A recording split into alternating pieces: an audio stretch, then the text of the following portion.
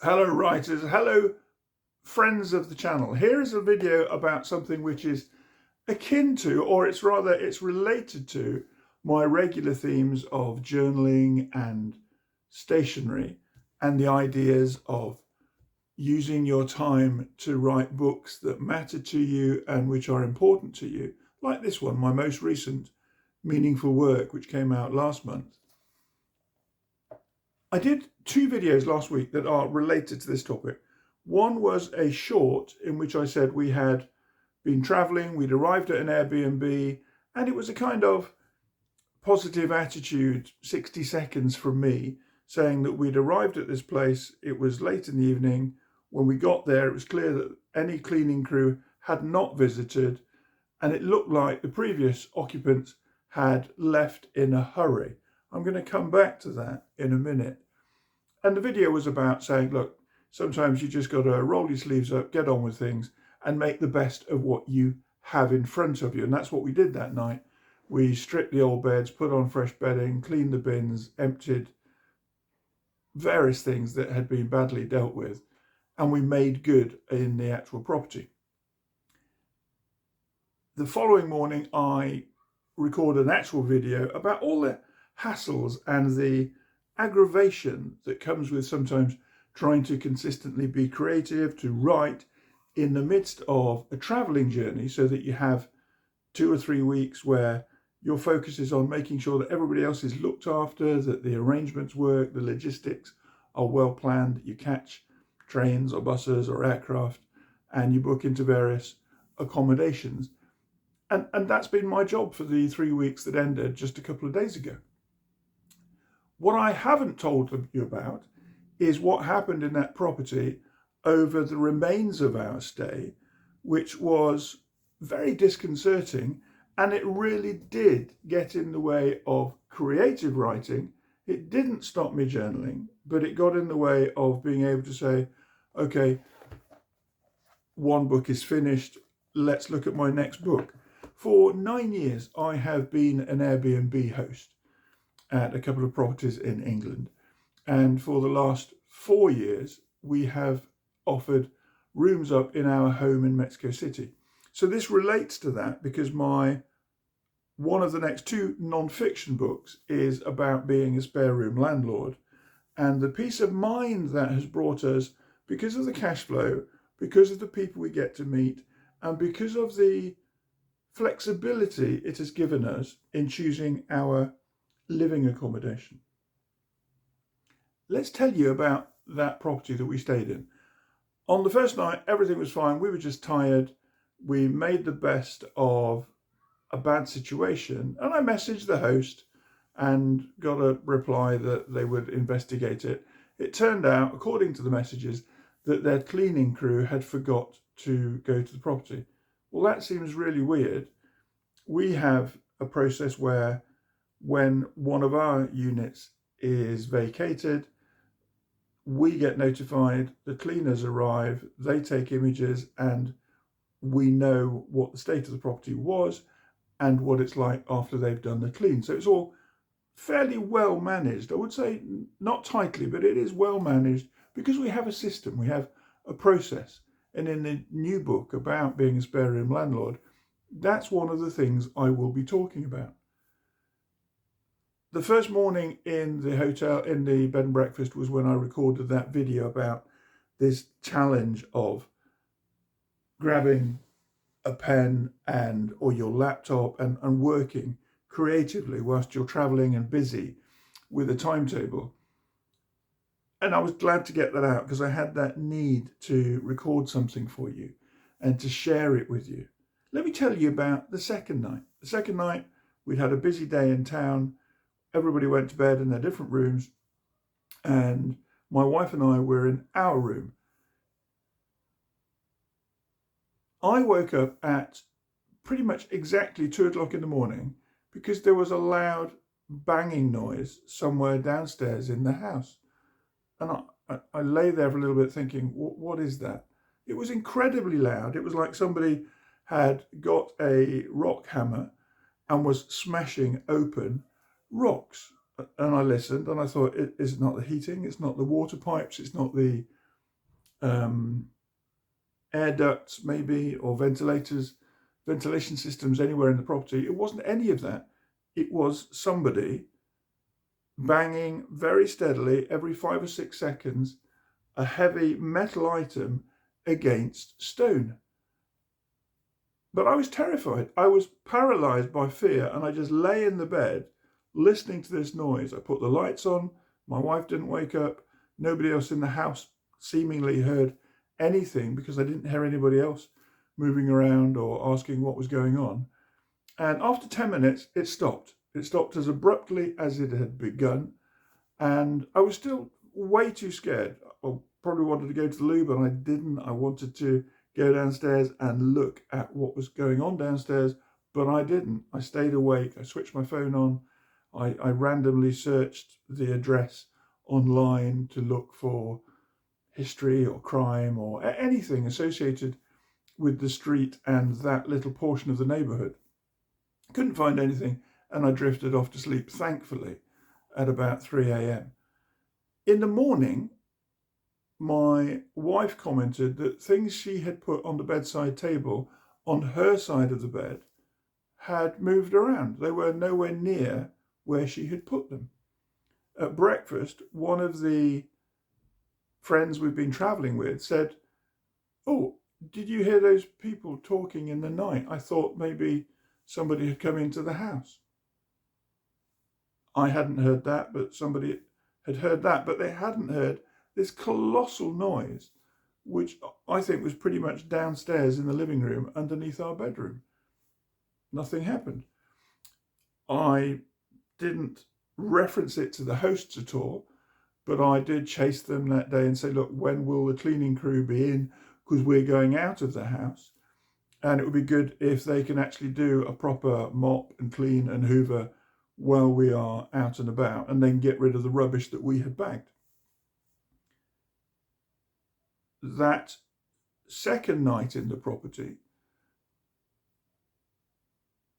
no, it was the third night in the property that we had a repeat of the same situations. Things moved around, not just in our room by the morning time, but also in the room next to ours. The lady who was with us, a friend of ours from Mexico City, things that she had put on her bedside cabinet, they had also moved to different places, still on the cabinet, but in very different places, and not as she had left them when she went to sleep. The following night, we decided it was good that we were not staying in the property, because although we booked it for a period of days, we made a trip down to London, and that all went really well, and it was great. These incidents of things moving around to us at that point were strange and not frightening. I had discussed with the others about what I had heard, but nobody had had the same experience. We came back from London and we had the final night in the property, and this time 2 other people who were travelling with us and staying in another room across the landing, one of them had woken up in the night and felt that she had been woken by the noise of somebody walking along the passageway from the room next to theirs onto the landing and talking in a low voice, and several times going back and forth across the landing. She had been really scared. I've forgotten what time that was, but putting all these things together, it seems now that, and we'll never hear this from the hosts, I'm absolutely sure, but I got the impression that whoever had been in the house before us had abandoned it very quickly. They'd left food on the tables. There were trays of eggs, some used, some intact, in the egg trays by the cooker. There were just scenes as if somebody had gone from the living areas of the house straight out the front door and gone. But it was very strange. So I raised it with the host of the Airbnb a few days ago. And I said, "Look, this is our experience. We'd asked for, by the way, for a 50% discount on our stay because of the fact that the house was dirty, uncleaned, and various things had been left around the house. And the host was good, and we got that rebate very quickly. When you are staying in Airbnb, you get the chance to make a public comment about your stay. So I commented about the fact that the location was good, it was easy to find, the instructions were great, and the communication from the host about the absence of a cleaning team had been responsive and relatively quick. But you then also get the chance to say something away from the public screen. You can send a private message to the host, and I messaged them to say, look, I think you've got some issues going on in that house, because no matter how we placed things, things were different each morning. And I've talked about the things that were left on bedside tables or cabinets, or chests of drawers in some of the rooms. But I forgot to mention that although we made the beds each morning when we got up and before leaving the house, each time we got back to the house, the beds were disheveled or things had been pulled around. Clean towels that had been in one part of the bed had been moved and were hanging over the edge of the bed, somewhat unwrapped. So the whole process was very strange. The only scary aspect of it was what I experienced that night when I was woken by that banging noise of metal against stone, like somebody was chipping away on the floor below us. But thinking now about all the photographs I took as evidence for Airbnb of what the house looked like when we arrived, I'm absolutely convinced that the people who were there before said, enough of this, we're out of here. And they just grabbed their bags and they left. Now, how does that tie into writing another book? I'm going to go back to what I said at the beginning. This book is done, it's launched. By the way, if you've purchased a copy, please write me a review on Amazon, because very few people do, even though the book is selling nicely. Write me a review if you can. And if you haven't read the book, read it, because it's a great book. How does this story about potential goings on in an Airbnb relate to my journaling? Well, I made notes about what happened. I was able to write down the times that things happened, who had experienced what according to the different bedrooms. And I was able to share that with Airbnb and with the host. And I think out of prior awareness of what they're dealing with in that property, they were very quick to issue some form of refund on what we had paid for our accommodation there. But it also gives me a story to put into the new book about being a spare room landlord, because you can't have a property that has that kind of energy and expect people not to notice it or not to comment on it. And it will be eventually some aspect of harm, using that word thoughtfully. It will cause some element of harm or damage to the way you run the property. It's not your fault, but if you don't take the actions to dissipate that energy or to ask that energy to leave, you're going to end up with a difficult let. We are moving from this house in Yorkshire down to Nottinghamshire in a few months' time, and we're going to use that as a base for experiencing different parts of the UK, so that my wife can have a full year in England, and then we can then decide how we allocate time between different places. Mainly because our sons live in different countries, so we want to be able to be available to and to spend time with them wherever they are in the world. That story really struck me, the fact that somebody can have that hosting business and not deal with the issues which we are clearly not the first people to raise it, because the host hasn't come back and said that's the case. So I think they have an awareness of it. Sometimes I think what happens when you take on a building, until you sleep in it, you don't know what the situation is. It takes time. I've bought buildings in the past where I have thought, oh, this is a great building. I like the garden. I like the location. I like the direction of the sun around the building. During the day, its location is absolutely fine. And it's worked really well. I have on occasions bought buildings that have different energies, and I have got rid of them as quick as possible because there was nothing that we were able to do that got rid of the energies that were resident in those spaces. And one of the things we've chosen to do with our next move is only to rent somewhere. We're not going to buy another house in England because A, we want that flexibility, but B, I don't want to pick up the negative energy of a building and realize I've got a commitment to it for a couple of years. So I don't see this as a rant. I see it as me sharing about the energy of a building where I recorded a short and a long form video last week, and where I did talk about the challenges to writing whilst travelling.